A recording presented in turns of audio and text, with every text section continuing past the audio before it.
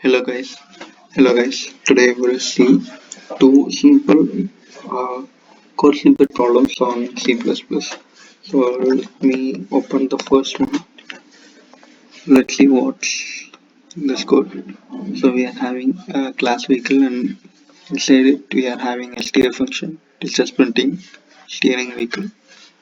Then we have a car class which is inherited from vehicle, and here also the same steer function is there, but it is virtual. We have declared the function as virtual, and it is printing just a steering car. And we are having defined another class electric car, which is inherited from car class. Here also we have declared defined the same function steer. Here also the function is declared as virtual, and it is printing steering electric car. And inside main function we have created a pointer of type vehicle class, and we have assigned an object of derived class car. So using this pointer we are calling steer function, and we have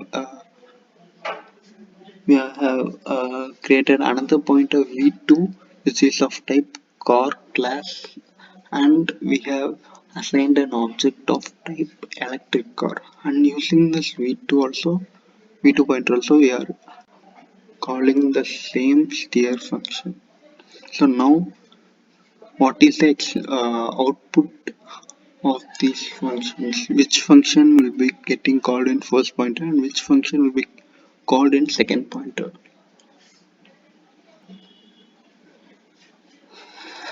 So let's see by compiling it. So I'm compiling using GCC compiler, and the default executable name will be a.dot, and I'm eluding it. So if you see, it is printing first, it is printing steering vehicle, then it is printing steering electric car. So let's see. So this v1 is of type vehicle, and we are calling steer.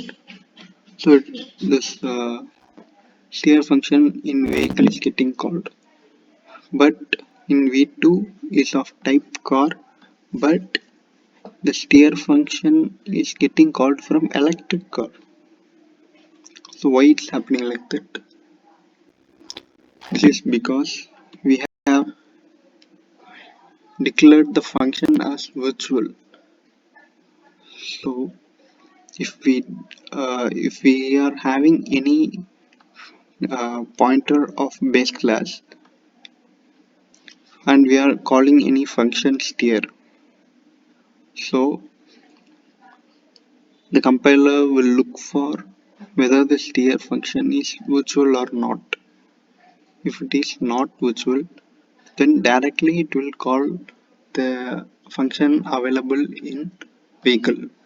Okay, that's why it is calling steering vehicle in the first pointer v1. For second pointer, this v2 is of type car. So inside car, steer function is there, and that too it is virtual. Since it is virtual, if it is virtual, it will not directly call that function. It will again check what is the object assigned to this pointer. So it is electric car. So now it will check whether in electric car this function is present or not. It is present. So steering electric car is getting called. So this concept is dynamic polymorphism. So here a table and a virtual pointer will be created for each class, and virtual lookup happens during the runtime of the program. So you can check what is dynamic polymorphism, and you can get a clear understanding of this program. So Here in vehicle class there is no virtual, so it's directly calling the state function available in vehicle. But in car the state function is virtual. So now virtual lookup will happen, and based on the object the state function will be called.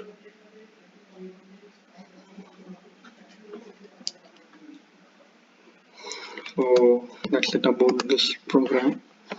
Let's see another problem. We have defined a class. Inside the class we have a parameterized constructor which is getting an integer variable, and it will add 5 to it and assign it to count variable, which is a member variable of this class. Count is nothing but it's a member variable. And we have a copy constructor. Inside copy constructor we are uh, assigning assigning the count of copying constructor and adding 10 to it and assigning to count member. And I have the assignment operator inside the same function. And here also we are assigning the count available in copying object, plus we are incrementing that with 15 and assigning it to count member of the class. So it's nothing but in parameterized constructor we are adding 5 to the value we are giving.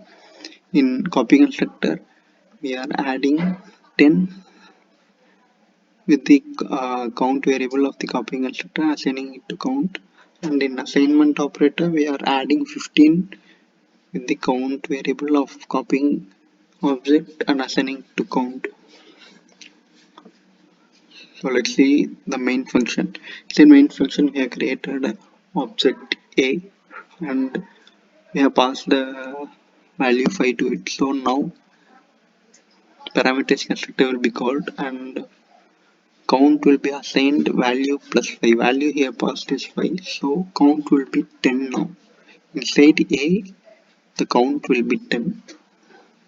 Now we have created another object B and we have assigned A object to B.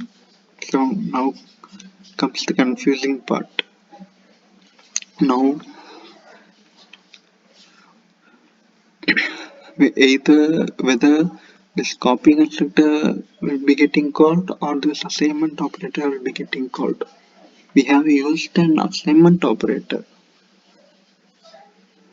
So whether this assignment operator overloaded function will be called or copy constructor will be getting called.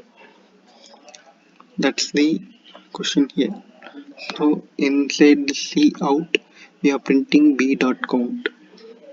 So let's see what's the output, which function is getting called by running it.